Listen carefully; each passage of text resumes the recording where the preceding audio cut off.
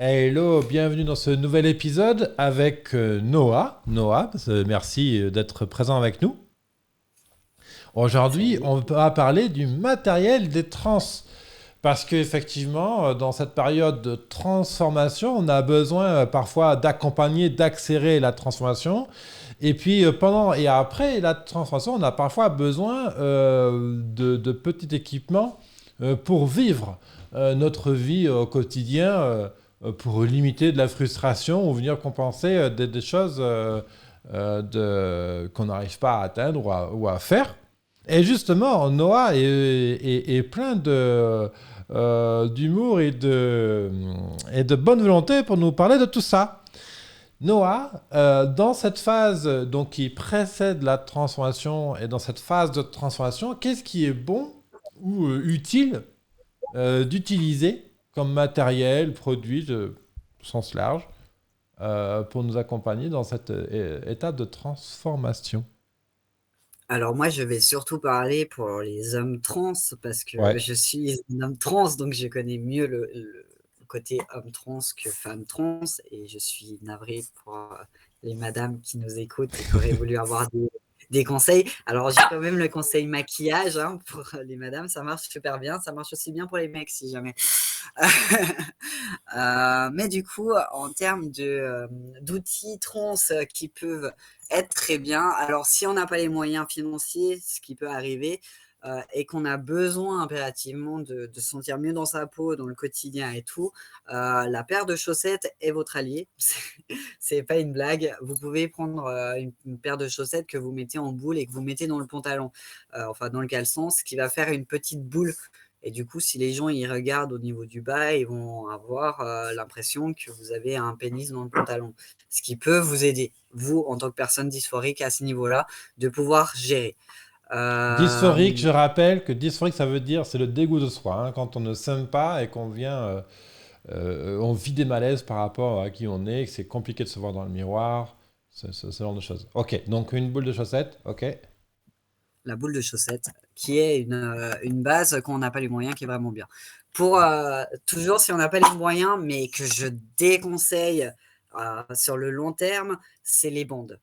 Donc les bandes qu'on peut, pour la poitrine, qu'on peut justement serrer la poitrine, mais je le déconseille fortement parce que c'est pas du tout adapté. Donc, vous pouvez avoir des problèmes de dos, des problèmes en termes de côte, des hanches qui peut serrer et tout. Donc, je déconseille sur le long terme, mais si ça peut aider pendant une soirée ou comme ça, et que vous n'avez pas d'argent pour vous acheter du matériel plus adapté, de temps en temps, vous pouvez le faire. Ça ne va pas avoir des conséquences directes, mais comme je le dis, évitez de le faire trop souvent et trop longtemps surtout. Donc ça, c'est quand on n'a pas l'aspect financier qui peut suivre. Quand on a un peu d'argent pour aider notre transition avec du matériel adapté, plusieurs types de matériel peuvent être sympathiques à acheter. Bon déjà, pour les relations typiquement que sexuelles, on a les God ceintures qui sont très pratiques. Moi, j'en utilise plusieurs. Euh, donc, comme ça, j'ai plusieurs tailles de pénis, c'est cool. Donc, j'en utilise plusieurs. Euh, Selon les envies de madame, c'est très bien. Il y en a plusieurs. Donc, vous avez des go de ceinture qui sont basiques, que vous pouvez trouver en sex shop. Enfin, vraiment, ils en proposent plein différents. Alors, achetez ce qui vous convient le mieux. Moi, personnellement, j'ai acheté que des standards qui ressemblent à des pénis. Il y en a un qui ressemble pas du tout à un pénis, mais c'est un gros de ceinture quand même. Il est très cool. Mais sinon, j'ai fait exprès d'acheter des qui ont la couleur peau, qui ont les petites veines qui ressortent et tout. Vraiment, ils sont top. Donc j'ai plusieurs largeurs, plusieurs longueurs, et voilà. Donc ça peut aider dans la sexualité, mais Oui. par contre, on peut le mettre que pendant des rapports sexuels. D'ailleurs, c'est une petite aparté, quand dans un ancien épisode on abordait les phrases à ne pas aborder, les sujets, les questions à ne pas aborder, c'est quand on demande alors toi tu veux pas enfanter, ou alors avant tu étais une fille et un garçon, ou comment tu fais l'amour.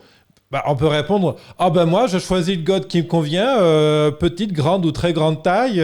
Toi tu peux pas le faire d'ailleurs, hein. Là, Je l'ai déjà fait à quelqu'un. Il était là, mais putain, en fait, t'as trop de chance. J'étais là, bah ouais, moi, je là, choisis là. la taille de mon pénis, qu'est-ce que tu veux? Bon, Donc, c'est du pas, coup, c'est une question, c'est une réflexion un peu limite, mais bon.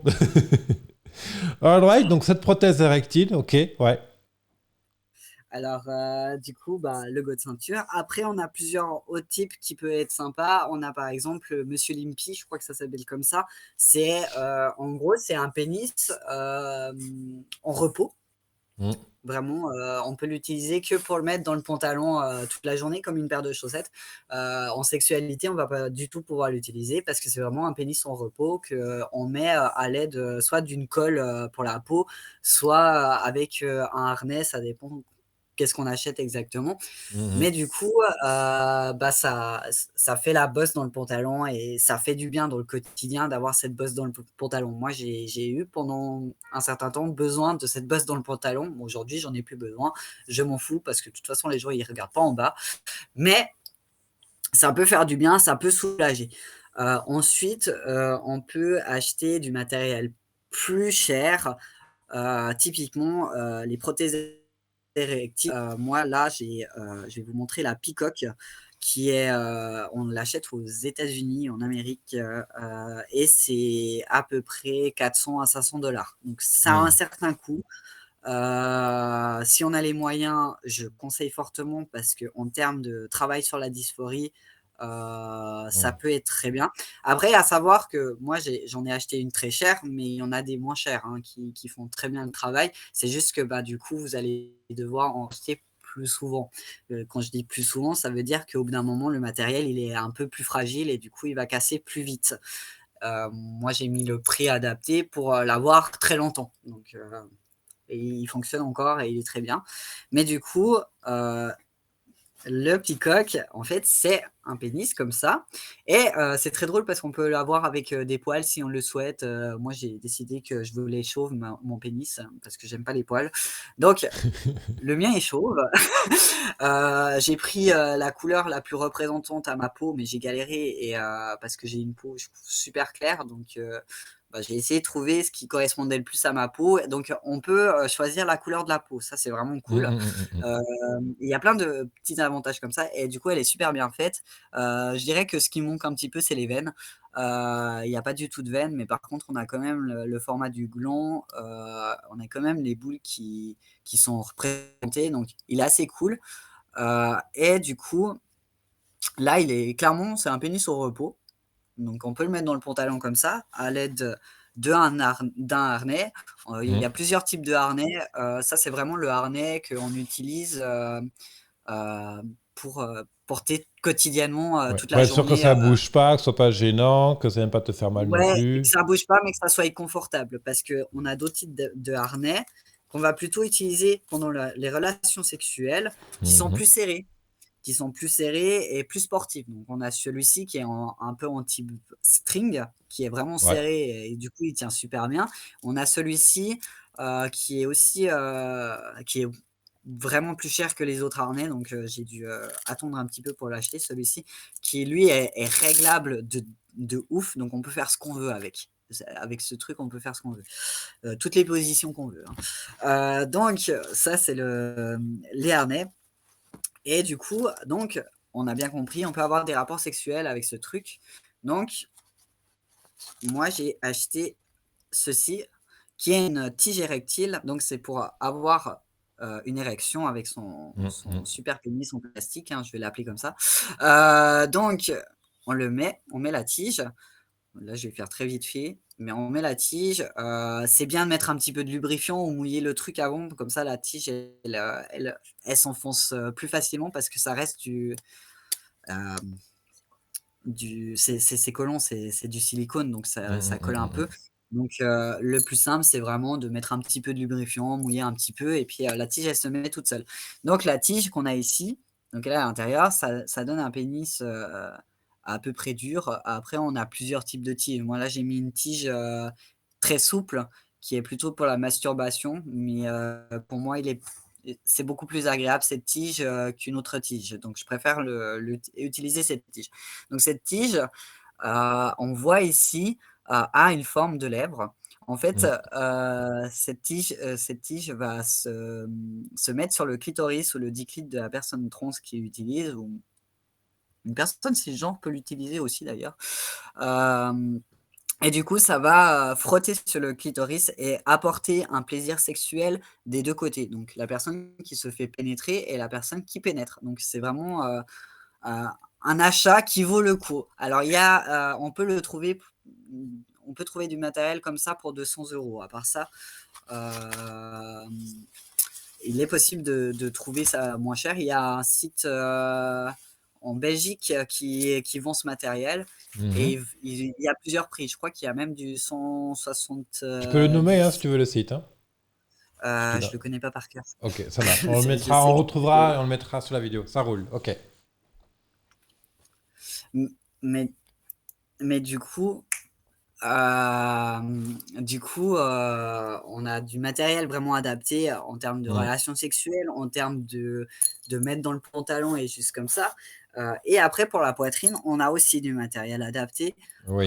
Donc on peut avoir, j'ai parlé des bondes simples qui est fortement déconseillé. Il existe aussi les bondes pour les personnes brûlées, que justement ça peut arriver que des personnes qui se Mm. sont brûlées au je sais pas Mm. combienième degré se soient brûlées ici. Mhm. Ils ont des bandes adaptées pour ça, donc le médecin, il te fait une ordonnance pour avoir ce genre de bande qui est beaucoup plus adaptée et beaucoup plus saine pour ton corps finalement. Donc là, c'est Heu, toujours pareil, une prothèse qu'on vient appliquer sur le torse pour donner la forme masculine. voilà, c'est vraiment une bande, c'est Mm. un bandage Ok, un bandage. Ok, d'accord. Ouais. en autour, et puis du coup ça plaque la poitrine, donc Ok, on la voit ok, beaucoup moins. ok. Sinon il y a le binder. Oui. Le binder qui est malheureusement j'en ai plus, je les ai tous donnés à des personnes trans qui, en étaient dans le besoin, donc j'en ai plus pour à moi, et vu que je me suis fait opérer, c'est pas utile que j'en ai. Mais du coup, le binder, ça ressemble à une sorte de top. Ça peut être un top court, donc qui Mhm. s'arrête, Oui. en dessus du nombril, comme ça peut être un top long qui s'arrête, comme un Oui. t-shirt. Oui. Donc le binder, c'est, une sorte de top justement compressif. Donc ça va compresser au niveau de la poitrine. Il en existe plein, mais vraiment plein de sortes. Moi, je déconseille vivement d'acheter n'importe quel binder, parce que selon le binder que vous achetez, vous allez vous détruire la santé. Vraiment, c'est le terme à utiliser. Les binders, c'est pas du tout sain. Mhm. Donc, acheter n'importe quel binder, c'est bousiller sa santé. Donc, déjà, il y a des règles pour le binder, c'est pas plus de 9 heures dans la journée, de le porter, et même 9 heures, c'est beaucoup, faut le savoir. Hem, Ne pas dormir avec, ne pas faire du sport avec, hem, c'est déjà pas mal. C'est vraiment les choses indispensables. Ouais, et puis vraiment pas le porter, ah oui, pas prendre une taille en dessous. Mhm. Faut prendre la bonne taille. Si on prend trop serré, on va vraiment se faire du mal. Je le dis parce que je l'ai fait. Je me suis, retrouvé les épaules ouvertes, donc le binder trop serré, c'est pas bien non plus. Mais du coup, il y a 2 marques de binder que je conseille, c'est le GC2B, Mhm. et le Underwork. Je crois que ça s'appelle comme ça. Ces 2 binders sont, je dirais, les plus, complets en termes d'efficacité et en même temps de bien-être pour la personne trans. Ouais. Donc le GC2B comme le Wonderwork ont la faculté que dans le dos, ça serre beaucoup moins. Ils sont C'est un tissu plus ouvert qui fait que, ben, en termes de dos et tout ça, c'est beaucoup plus confortable. Du coup, c'est beaucoup plus, sain de le porter, et du coup, ça plaque qu'au niveau de la poitrine, et Mhm. peut-être un peu devant, mais ça va plaquer surtout au niveau de la poitrine.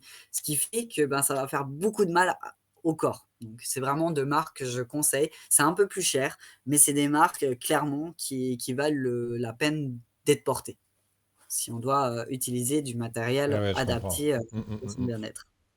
Donc voilà, ça c'est un peu le matériel trans qui est très bien. Il existe, un dernier truc, mais ça c'est pour, les personnes trans qui ont une petite poitrine, De ce que j'ai compris, il faut pas le mettre trop longtemps, pas trop souvent parce que c'est pas très sain pour la poitrine. Ça s'appelle des spatch? Stratch? Strap. Voilà, des Des straps. straps, ouais, ouais. J'ai jamais mis de strap, alors je connais pas. Mais en gros, on les met au niveau du téton et on appuie en fait la poitrine. Et c'est pour ça qu'il faut une petite poitrine parce que quelqu'un qui a du C, du D, tu vas pas pouvoir strapper. Quelqu'un qui a du A, tu peux strapper. Donc vraiment, on pose au niveau du téton et ça va du coup cacher le téton et en même temps aplatir la poitrine. Bah, pour aller au lac ou comme ça, quelqu'un qui peut strapper, c'est cool.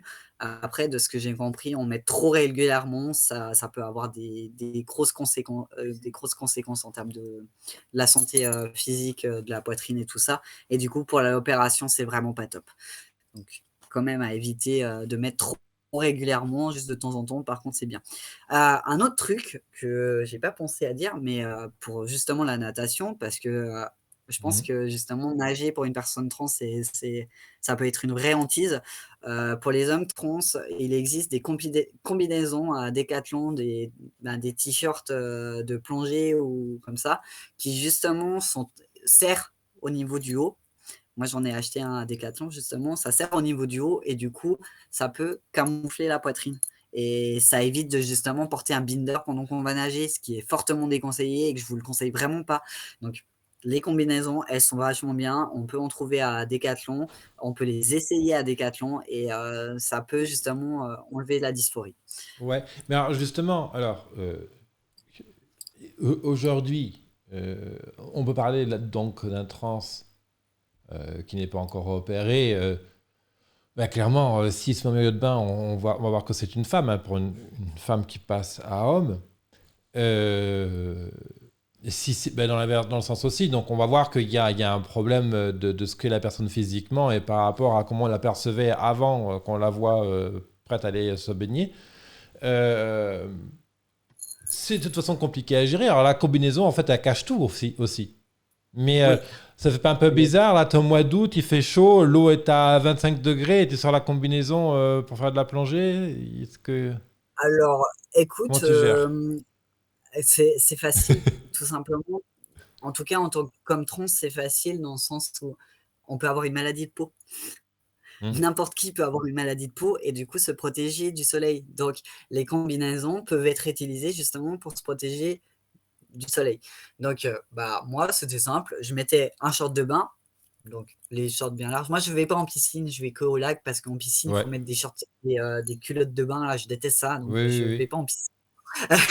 Donc moi, je mets le short de bain. Donc bah, c'est large, personne ne peut savoir si j'ai un pénis ou pas. Donc tu mets ton short de bain, tu mets ton t-shirt de plongée et bah, j'ai un souci de peau. Hein, voilà. Les gens, ils se posent même pas la question honnêtement parce que ben il y a beaucoup plus de personnes qu'on pense qui peuvent se retrouver avec un t-shirt pour aller dans l'eau parce que justement ils doivent se Ouais. protéger contre le soleil parce que coup de soleil trop régulier. Euh, ben, certaines personnes Et sont aujourd'hui, allergiques au soleil. ouais, ouais, ouais. Et une question un peu hors matériel. Aujourd'hui, toi, tu serais pas à l'aise pour être torse nu, justement? Qui est Moi, quand même une représentation très masculine. je suis régulièrement torse nu. Ok. Ouais, ouais, non, mais. J'ai Et. été opéré, du coup, au début, ça a été compliqué. Oui. Vraiment, au début, je n'osais pas être torse nu. J'avais peur que les gens ils voient que j'ai été opéré. En fait, mon opération n'a laissé aucune cicatrice. Donc, mais au début, c'était compliqué parce que bah, il y a eu cette habitude en fait ben, avant, j'avais pas le droit d'être torse nu. Que maintenant, Hmm. j'ai le droit. Et j'ai dû passer cette étape de j'ai le droit. Et aujourd'hui, j'ai aucun souci à aller torse nu au lac ou comme ça. Excellent, super. Et tu nous parlais aussi d'une huile essentielle, quoi, l'huile de ricine, Ah oui, l'huile de pour la ricin. barbe. Alors, L'huile de l'huile de ricin, ouais. ricin, bah, ça, je peux le conseiller aussi pour les femmes trans.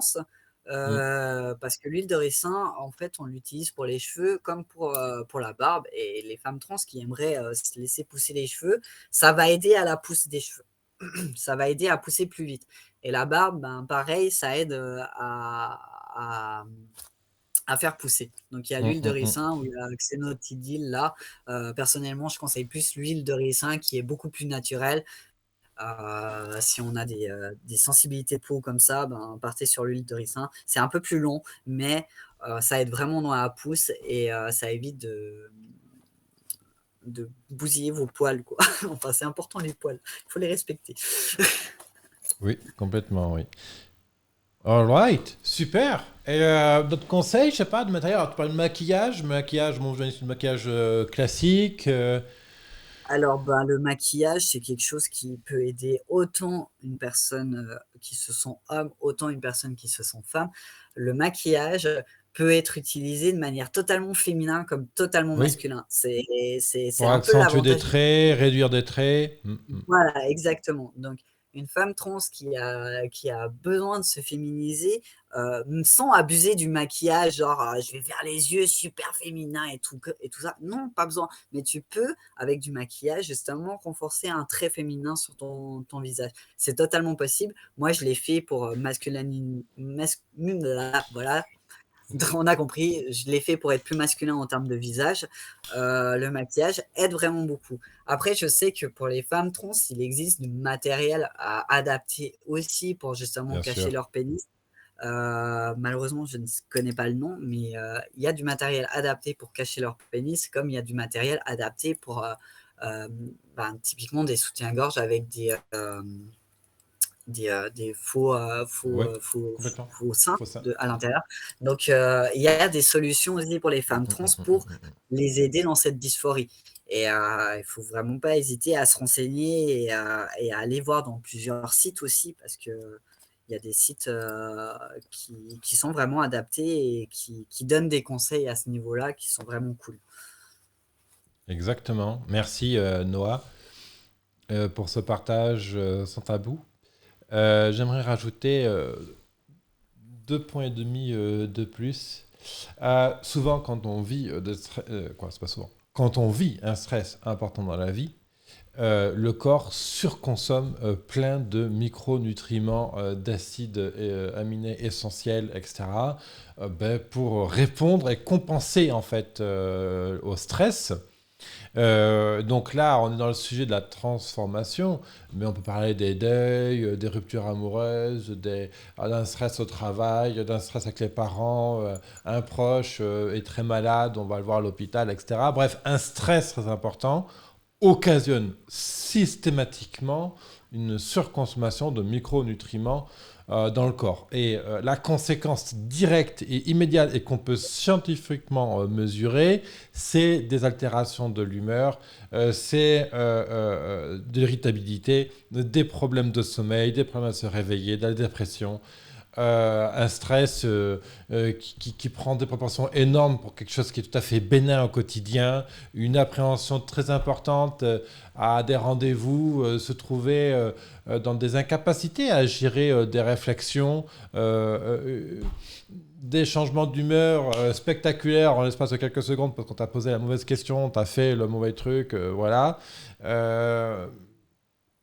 Tout ça, il y a une partie psychologique et trop souvent aujourd'hui, on l'attribue à la psychologie. Ah tiens, si cette personne a répondu comme ça, c'est parce qu'elle a telle blessure, parce que si... En fait, on sait aujourd'hui de manière scientifique, j'insiste là-dessus, que plus de 75%, non plus des 3/4 des réactions que l'on a par rapport au monde extérieur ou par rapport à ce qu'on a fait, sont d'ordre de des carences en micronutriments, en acides aminés, ce qui fait qu'en fait, il nous manque certains ingrédients, on va dire, dans notre corps pour que notre corps fabrique les hormones, la neurochimie utile à notre cerveau, à notre psychologie pour être de bonne humeur, compagnie.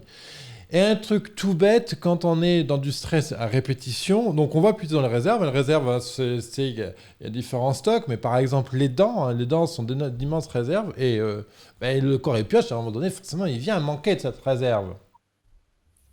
Et typiquement, on a besoin de tryptophane pour fabriquer les hormones du bonheur. Donc sérotonine, mélatonine, donc tout ce qui est du sommeil, tout ce qui est l'amour, tout ce qui va être l'amitié, la capacité à vivre de l'empathie pour les autres, à se connecter à soi.